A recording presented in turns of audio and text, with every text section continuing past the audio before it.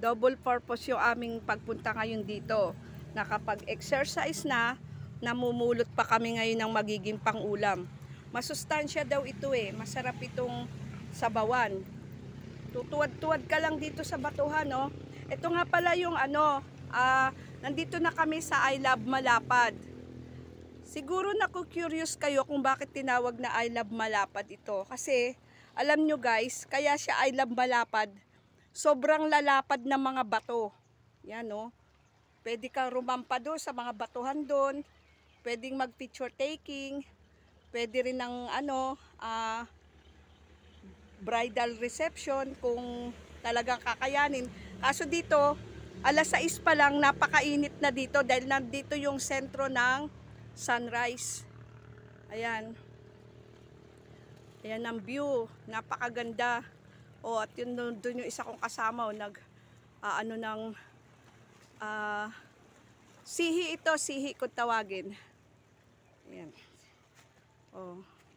Sa totoo lang, nakatungtong ako dito sa bato. Batong, ayan.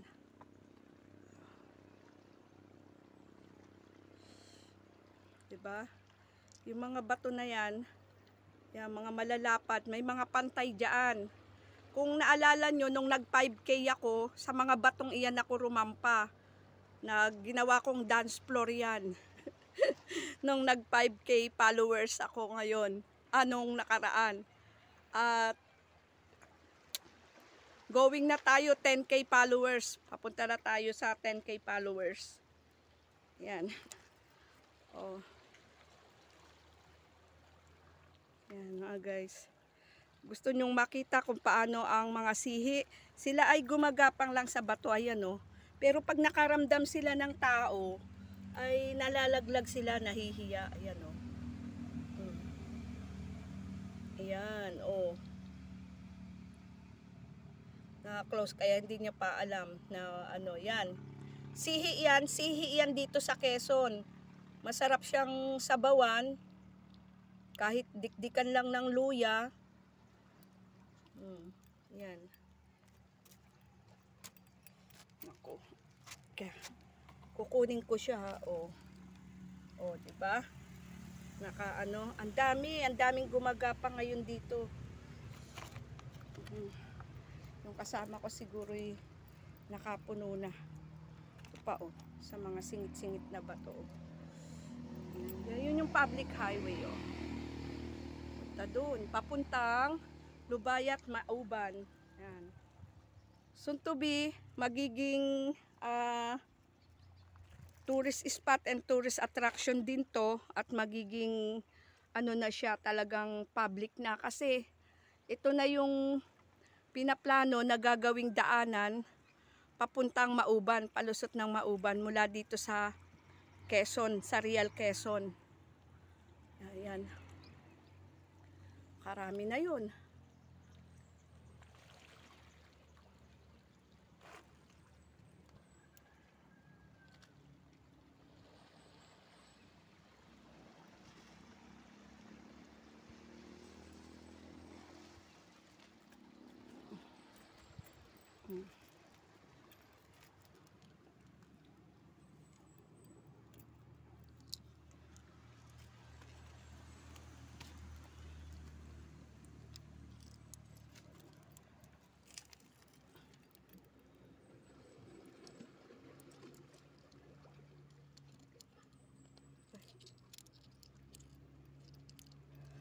Nagpapakalaglag sila pag naamoy nilang nakukuha na yung mga kasama nila.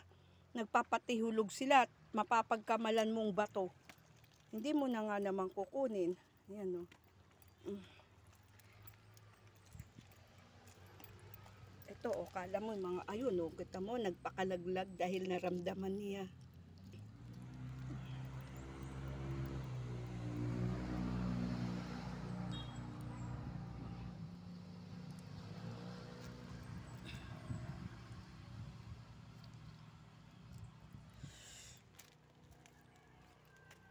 Yan ang lalaki ng bato. Puro bato dito talaga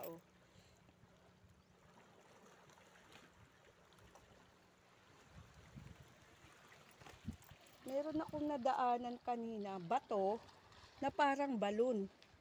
May tubig siya sa gitna. Hanapin natin. Hanapin ko ha. Yan o, mga bato o. Ito, tignan nyo, parang upuan. O. Kaya paghibas dito, ay masarap dito magpiknik. Yan, tulad ngayon, hibas. Masarap dito, marami kang mauupuan. Titignan ko lang, may nakita akong bato na parang balon. May laman siyang tubig. Nadaanan ko kanina pagbaba eh. Balikan natin. Ang ganda ng ano niya eh. Hanapin natin. Yan, nakikita nyo mga bato oh.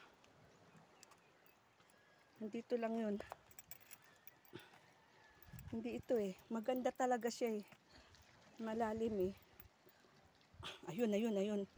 Ayan, ayan, ito. Kita nyo yung bato na yun. May tatlong tatsulok. Yan. Lalapitan natin. Para makita nyo. Ayan oh. O, diba?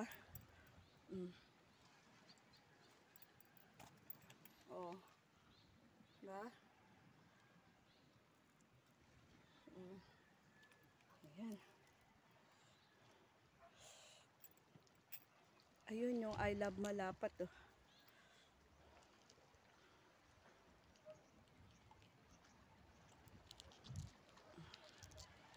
Hindi ko na ma-zoom kasi may hawak akong sihi. Ayan.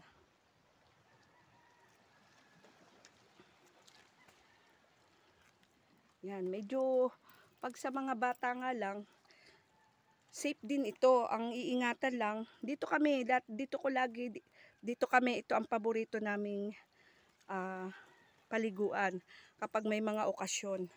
At saka pag summer, hindi to mahulugan ng karayom. Talagang ang daming dumadayo dito. Talagang maghahanap ka na lang ng pwesto mo. Ito pa oh. Di ba? Bato yan. Bato yan. Ayun pa yung dagat oh. Oh, yun. Doon yung nakatatak na I Love Malapad. Yung sa mga batuhan na yon. Yan.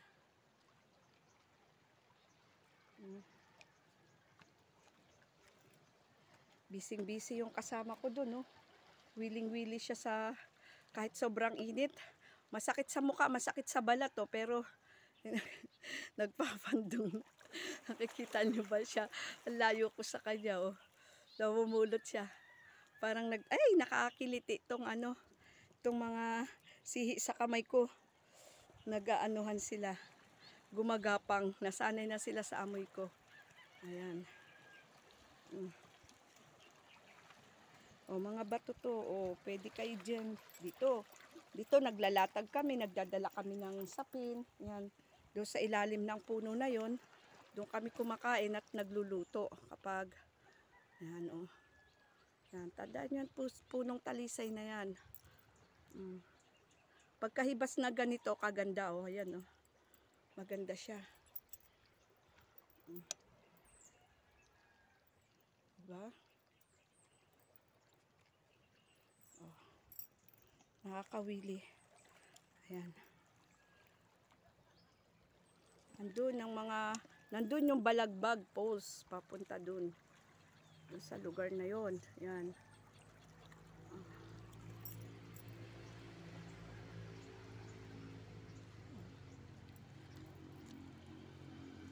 Mula sa kabundukan, yan, mula sa mataas na bundok, yan po, nakikita natin.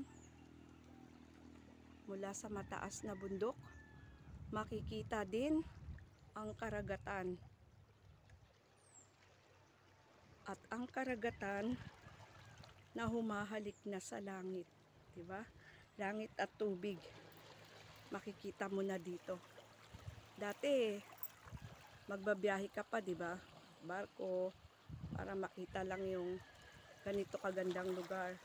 Ngayon, sa biyaya at pagpapala ng Panginoon, kung ano yung swak sa talagang panlasa ko at kung ano yung gusto ko sa buhay, yun yung ibinigay niya ngayon. Kaya sa mga nagtatanong dyan, kung hindi ba ako nagsasawa dito, hindi po. Kasi nature lover ako. Nung mga panahon na nag-oopisina ako, nagtatrabaho ako, gumagastos ako ng malaki para mag-unwind, para makarating sa ganito kagandang lugar. Pero ngayon narito na ako, libre, bagamat mahirap ang internet, mahirap ang komunikasyon pagka internet ka lang babase, pero hindi ko po siya pagsasawaan. Dahil ito po yung hinahanap ko, ito yung gusto ko. Ito yung buhay na gusto ko, yung payapa, tahimik, anytime na gusto mong maglakwatsa, mag-unwind, makakapag-unwind ka kahit walang pera. Hindi tulad ng mga panahon ng kabataan ko, nagtatrabaho tayo, ay kailangan kung wala kang 5K, kung wala kang 5,000, hindi ka makakapag-enjoy sa ganitong lugar. At pagkadalawa kayo, kulang ang 5K, di ba? Oh, ikaw saan ka ngayon? Saan ka sa Manila? Bago ka makapunta dito, pamasahe pa lang, di ba? Pagkain, pocket money. Oh, pagdating mo dito, alangan naman titigan mo lang rin 'tong magagandang lugar na to. Siyempre, abang tinititigan mo yan, may snack, may kinakain ka, may ano ka, di ba? Nginangata. Yan, ako nandito na. Anytime na gustuin ko, lalabas lang ako ng bahay. Konting kembot, isang tumbling, mga ganon. Yan, nakakarating na ako. Na-enjoy ko na yung lugar na dati pinapangarap ko lang. Yan, oh. Kaya super thankful tayo kay Lord kasi nakita niya, alam niya yung gusto natin, yung ano natin sa buhay. At marami pa akong kwento sa inyo, mga patotoo, mula nung tinawag tayo ng Panginoon sa lugar na ito. Kaya wag niyong mamimiss. Marami tayong mga kwento, patotoo, mga himala na naranasan natin dahil sa pagsunod natin sa Panginoon. Ayan. 'Di ba? Ang ganda-ganda ng lugar. Oh. Bakit mo pagsasawaan ng lugar na ganito? Ginagastusan ko nga ito noong ako'y nagtatrabaho pa. 5,000, wala. Maliit lang na budget. Kapag yung mga ano mo ngayon, 'di ba? Kapag pagod ka na sa trabaho, kapag parang gusto mo nang sumuko, masarap sa ganitong lugar mag-unwind. Masarap i-release yung mga negative sa mga ganitong lugar. Yung mga negative na nararamdaman mo, masarap i-release. Yung gusto mo nang sumuko, gusto mo nang tumigil, pero nakasalalay sa iyo ang lahat. Pwede ka magpahinga sa lugar na to. Mag-unwind. At pwede tayong maging friend, ha? Chat mo ko or ano para ma-tour ka namin dito. Napakaganda. Maraming mga tourist spot dito. Tourist attraction. Marami pang dinidevelop. Maganda ang plano ng mayor namin dito sa hinaharap. Na ang goal niya, walang Rialenyong mahirap. Wala nang Rialenyong maghihirap. Kumbaga, yun yung kanyang ginugol bago matapos siya sa termino. Kaya maraming mga lugar na i-develop sa lugar na ito. Dito pa lang, naku, grabe. Ang sarap ng hangin kahit mainit ang sikat ng araw. Oh. Alas 7 pa lang, guys, alas 7 pa lang ng umaga. Oh, ganito na katindi ang sunrise dito. Masakit na sa balat, masakit sa mukha, pero may dalang ginhawa. Kasi kasabay nung hangin. Oh, amo. Itong ang kasama ko, hindi nagsasawa mamulot eh. O uminom lang. Umulot ulit. Ang dami na ate.